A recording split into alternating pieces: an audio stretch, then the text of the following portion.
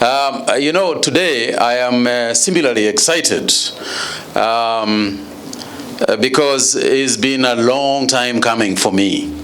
It's been one of the things that I've always wanted to see. This is an afternoon I've waited for a while. Not just now, not just when I was not now when I'm in the Ministry of Health, but even before I joined the Ministry of Health, it was always a feeling I had that our workforce, not just health workforce, but the Kenyans workforce as a whole, can play a much bigger role in our diplomacy in terms of labor movement and employment elsewhere overseas.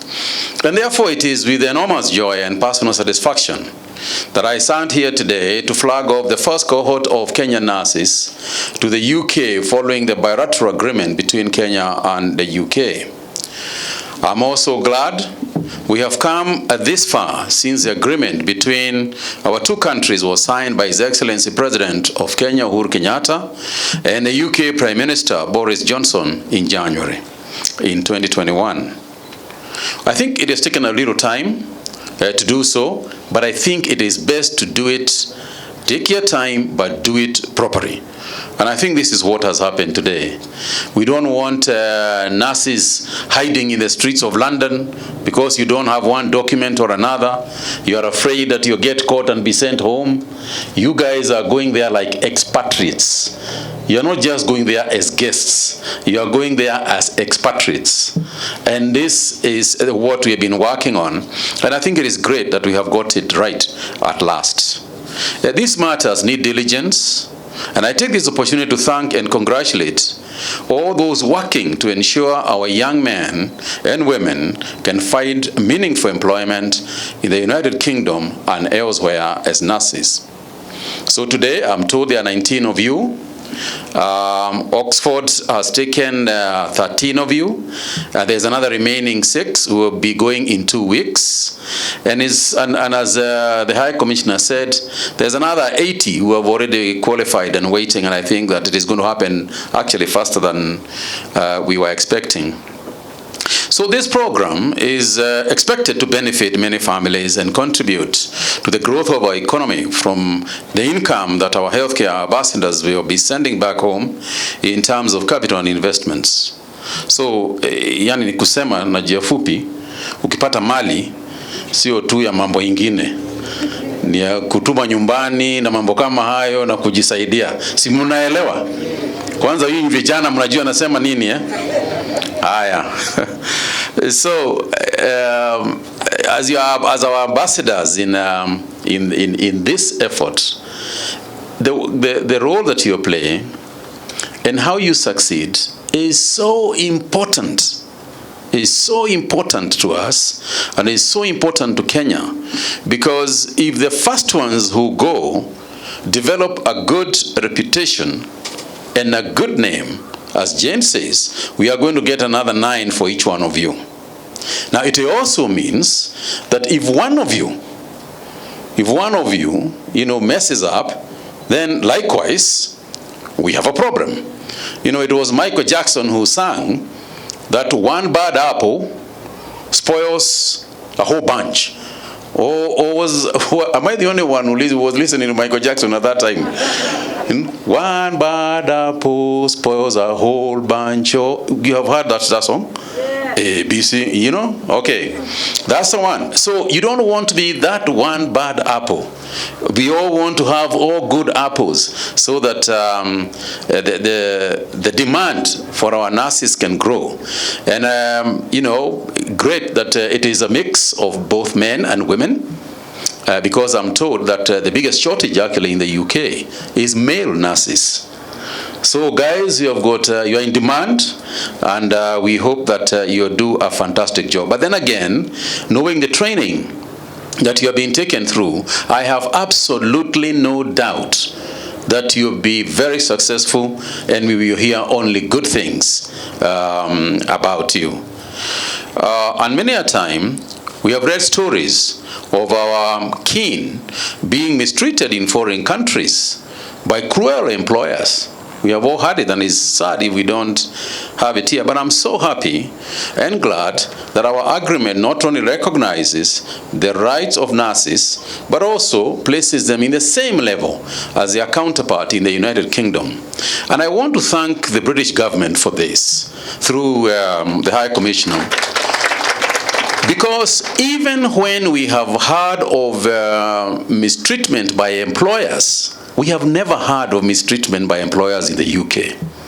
That sense of fairness that the British people have is something to admire, and we are glad that this is where they are going. So no, it's not just Kenyans who feel good about, the British who feel good about it. We also feel good about the British people. And our relationship, is strong, I think, because of the values that we have, values of respect, values of mutual respect. I think this is something that we are proud of. And the fact that this agreement further allows for a smooth partnership in many other perspectives in the health sector, including education and continuous professional development that we very much need.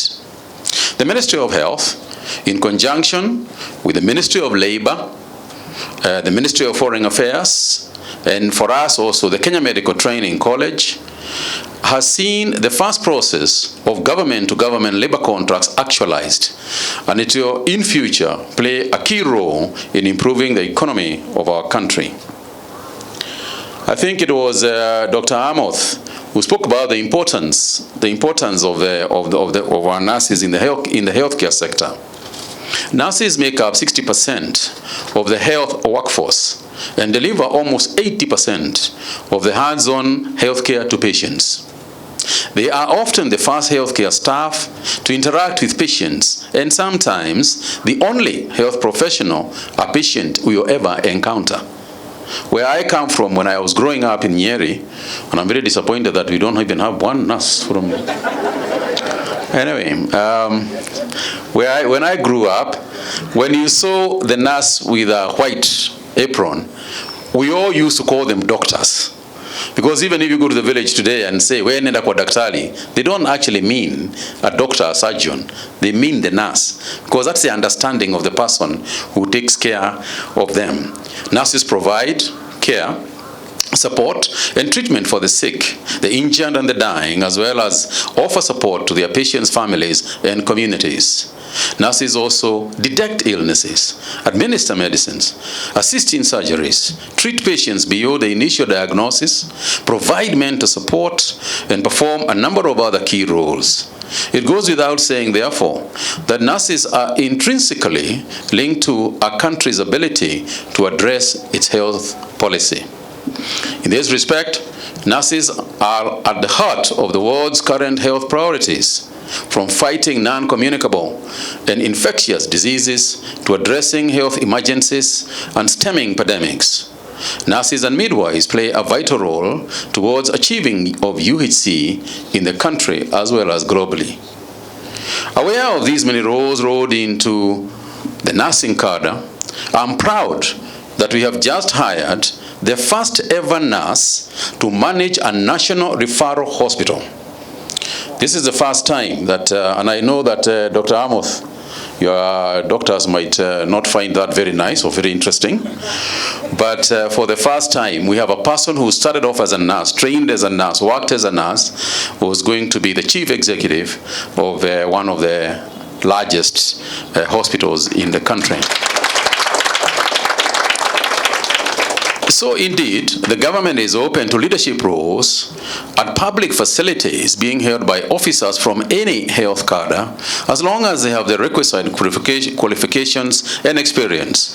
And therefore, even as you work as a nurse, you start off as a nurse, the sky is the limit. The sky is the limit as what you could tomorrow be doing. Ladies and gentlemen, in Kenya, we have a total of 60,579 registered nurses and midwives. The public sector has 38,000 of those, while the rest are in the private sector. Faith-based organizations, abroad, and others retirees. From 11,000 nurses, over 11,000 nurses and midwives graduate yearly in Kenya. And as a government, we wouldn't wish to see our many trained nurses jobless or they are critically needed elsewhere. And I want to echo what Amoth had said earlier, that we are not sending nurses abroad to the UK and elsewhere at the expense of the healthcare system in our country. We have enough nurses for ourselves, as well as assist other countries. And there are a few other countries that are also interested in getting nurses from Kenya. As you are aware, we also signed an agreement not too long ago with the Italian government. But of course, we are waiting for Zachary at KMTC to set up the Italian language courses, because you're not going to send anybody to Italy who can't speak Italian.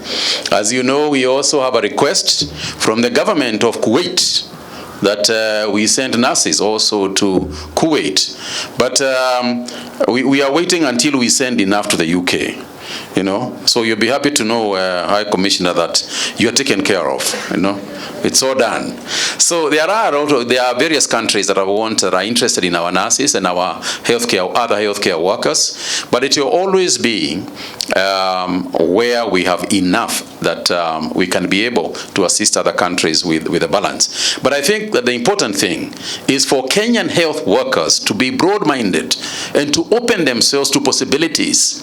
The fact that you trained in Kenya, you know, should not limit your thinking to Kenya. Be broad-minded. You know, let your mind open up. See other things. See other people. Work in other countries. That's how your mind grows. And there is no need, you know, of sitting somewhere in one of the counties. You have no job, and you're saying, no, I would like to stay at home. Where is home? Home, ukifanya nini? You know? The important thing is that you are not rehearsing a life. This is not a rehearsal. You know, nobody is in a rehearsal so that they can live this life and then at some point, you know, come back and live another one nicely. This is it. So in this one shot that you have, you know, let's make sure that we broaden our thinking so that we can go elsewhere, work in other places. And when we come back with that much more experience. And the fact that Kenya's ambition is to become a health tourism destination. And that's why we are putting in a lot of money in equipping, in training, in exposing our people, so that when people eventually come from the UK for medical care here in Kenya, they'll be talking to familiar people. You say, oh yes, I was working in that hospital at some point. So it's great that this can happen, but it can only happen if the recipients of the opportunities, who are the Kenyan young people, are also open-minded about the opportunities. And to ensure the process of recruitment and the onboarding in the different countries without delay, the Ministry of Health will set up a task force to deal with all the international recruitment for health workforce in this country. As we work towards strengthening the partnership with other countries through bilateral agreements in recruitment of healthcare workers, we should also gear up in building a sustainable healthcare system ourselves locally. By sending our nurses abroad, we shall expose them to international standards of practice, which we hope, when they return, will help strengthen the capacity of the nursing workforce in the country, and hence offer quality nursing to the population of envisaged visitors and Kenyans. The Kenya government has therefore committed itself in making sure that universal health coverage is achieved, and this cannot be done in isolation. Rather, it takes a lot of learning and relearning from the global trends and in this very dynamic spectrum of health. This partnership with the UK will not only give an interactive platform for the Kenyan nurses to share and be impacted with knowledge, skills, and experience from their counterparts in the United Kingdom, but will also enrich their knowledge that they can use to mentor our nurses back here. Ladies and gentlemen, for us to achieve our goal of giving Kenyans quality health care, a diligent and professional workforce that adheres to ethics is critical to us. Kenyans want to go to health institutions with confidence that they will be safe. We have no doubt that this will take a little look into the training we are offering in our medical institutions, as well as exchange programs between our country and other countries, including the United Kingdom. This was indeed one of the expected outcomes of the recent Health Workforce Conference that we held in Mombasa. You remember we discussed the issue of the curriculum of how to train our nurses and so on and so forth. And I remember also at, when I went to KMTC, agreeing with the chair and the board of KMTC that henceforth, having a computer and being computer literate will be one of the entry requirements into the nursing, to go into nursing. We also don't want to hear that our nurses are failing in languages. You remember there was a little issue about English.